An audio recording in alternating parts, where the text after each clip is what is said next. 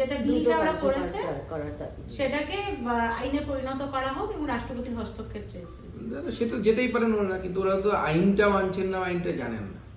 Supreme কোর্টের নির্দেশই আছে এই বিষয়ে। সব থেকে বড় কথা, ক্যাপিটাল পানিশমেন্ট, কোন রাজ্য সরকারের এখতিয়ার নেই ক্যাপিটাল পানিশমেন্ট নিয়ে অ্যাক্ট তৈরি করার। প্রথম কথা হচ্ছে এটি, যে কোনো রাজ্য সরকার এমন কোনো অ্যাক্ট তৈরি করতে পারে না ভারতবর্ষের সংবিধান অনুসারে যে যেখানে ক্যাপিটাল পানিশমেন্ট প্রেসক্রাইব করা যায়। কিভাবে তাহলে বলছে? সংবিধান পড়েননি? ওখানে তো কল্যাণ ব্যানার্জি আছে, নাকি কল্যাণবাবুর সার্টিফিকেটটা সত্যি বিহার থেকে নিয়ে আসা, যেটা আমাদের জাস্টিস গাঙ্গুলি তুলেছিলেন অভিযোগ। মমতা বন্দ্যোপাধ্যায় তো শুনেছি ল পড়েছেন, তো জানেন না এই নিয়মগুলো? আমি তো ল পড়িনি, কিন্তু রাজনীতি করতে করতে শিখেছি। এইটুকু তো শেখাই যায়, মনে রাখা যায়। কোনো ভারতবর্ষের কোনো রাজ্য ক্যাপিটাল পানিশমেন্টের আইন তৈরি করতে পারে না, এটা ভারতবর্ষের সংবিধান বলছে। শুধু তাই নয়, ভারতবর্ষের সংবিধান বলছে যে কনকারেন্ট লিস্টে থাকা কোনো বস্তুর উপর, অর্থাৎ একই জিনিসের উপর যদি রাজ্য এবং কেন্দ্র দুজনের আইন থাকে, তাহলে কেন্দ্রের আইন বলবৎ হবে, রাজ্য সরকারের আইন বলবৎ হবে না, নস্যাৎ হয়ে যাবে। সংবিধান বলছে। সংবিধান তো বিজেপি রচনা করেনি, নরেন্দ্র মোদী রচনা করেনি, লালকৃষ্ণ আডবাণী জি রচনা করেননি, বা অমিত শাহ রচনা করেননি। এ তো কংগ্রেসীরা রচনা করে গেছেন। বাবা সাহেব আম্বেদকরের নেতৃত্বে জওয়াহরলাল নেহরু থেকে পণ্ডিত ডক্টর রাজেন্দ্র প্রসাদ থেকে শুরু করে কে ছিলেন না, তাদের করা সংবিধান। কিন্তু দেখুন, জীবনে যাই করুন, নিজের যে বেসিক জায়গাটা সেটা তো করতে হয়। মমতা বন্দ্যোপাধ্যায় লয়ার, কিন্তু লটা পড়েন, বাদ বাকি সব পড়েছে। 17টা ভাষা জানেন, 18টা গান জানেন। সন্ধ্যা পারলে সন্ধ্যা গীতশ্রী সন্ধ্যা মুখোপাধ্যায় ওনার কাছ থেকে গান শিখতেন, সব বুঝলাম, কিন্তু লটা ভালো করে পড়ুন, তারা তো বুঝতে পারবেন।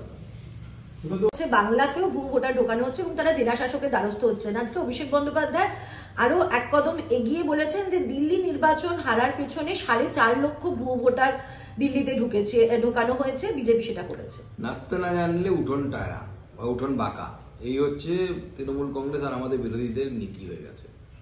যেখানে তৃণমূল কংগ্রেস নিজে বাংলাদেশ থেকে মুসলিম ভোটারদেরকে ঢোকাচ্ছে, তৃণমূলের নেতাদের বক্তব্য আছে অন ক্যামেরা, সেখানে বলছে যে মুসলিমরা ঢুকলে তাদের ভোটার কার্ড করে দিতে হবে, হিন্দুরা ঢুকলে করে দেওয়া যাবে না, কারণ হিন্দুরা বিজেপিকে ভোট দেয়।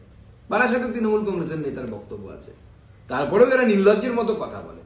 বিজেপি জনগণের সমর্থন নিয়েই জিতে আসবে, বিজেপিকে তার জন্য কোথাও ভোটার রকম ঢোকাতে হয় না। তাহলে ভারতবর্ষের এতগুলো রাজ্যে বিজেপিকে যদি ভোটের সময় শুধু ভোটার ঢোকাতে হয়, বিজেপির তো আর অন্য কাজ থাকবে না, শুধু ভোটারই এদিক থেকে ওদিক করতে থাকবে। এইভাবে কোনো কেউ ভোটে জেতা যায় নাকি? মমতা বন্দ্যোপাধ্যায় যেভাবে করে সেইভাবে জেতা যায়, যে গণনা কেন্দ্রে একটু হালকা করে ঝামেলা করে দিলাম, গণনা কেন্দ্রে একটু এরকম করলাম, এগুলো হতে পারে। কিন্তু 30,000 ভোটার আমি ঢুকিয়ে দিলাম একটি বিধানসভায়, এটা হতে পারে না।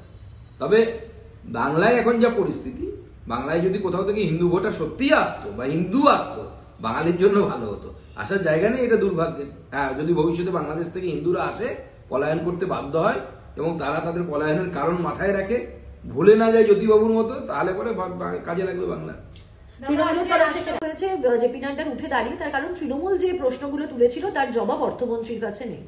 অর্থমন্ত্রী গতদিনই ধুয়ে দিয়েছেন লোকসভাতে, আর কি জবাব দেবে? আগে তো প্রথমে জবাব দিতে বলুন। মমতা বন্দ্যোপাধ্যায় যখন রেলমন্ত্রী ছিলেন, তখন বাংলার জন্য বরাদ্দ হয়েছিল 3,000 কোটি টাকার মতো।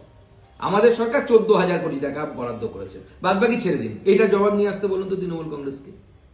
তৃণমূল কংগ্রেস 3,000 কোটি টাকা বরাদ্দ করেছিল, আমাদের সরকার এবার 14,000 কোটি টাকা বরাদ্দ করেছে, 3 গুণ বেশি।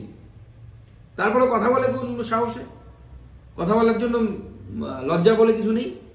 মমতা বন্দ্যোপাধ্যায় 3,000 কোটি টাকার বেশি জোগাড় করতে পারেনি, এত ট্যালেন্টেড মমতা বন্দ্যোপাধ্যায়। আর আমাদের রেলমন্ত্রী সে 13,000 কোটি টাকা ইয়ে করেছে। কিন্তু দাদা ওরা